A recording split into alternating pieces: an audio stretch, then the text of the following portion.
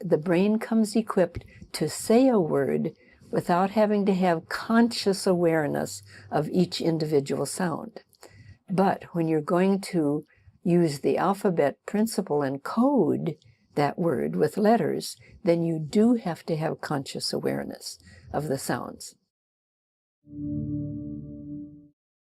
You can learn to talk relatively well without becoming that phonologically aware, without really needing to break the sounds down in your mind. It's only when you hit reading that you must become aware that words are made up of smaller units. We know that it takes initially a clear understanding that the language we hear is composed of smaller sounds. These are called phonemes, smallest unit of sound.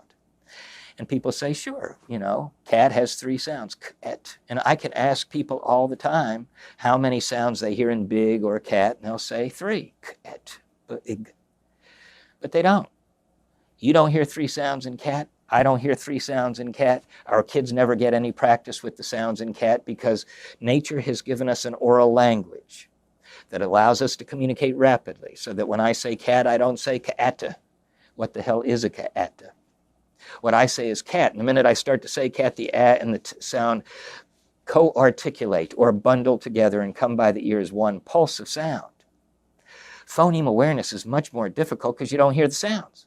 And the brain has to pull from that one verbal or acoustic bundle the 3 sounds, because the ear won't. The ear never hears the individual sounds unless we spell them out. Children may have implicit experiences with phonemic awareness when their parents read nursery rhymes to them. And so Peter Bryant, for example, has argued that nursery rhymes are the genesis of phonemic awareness.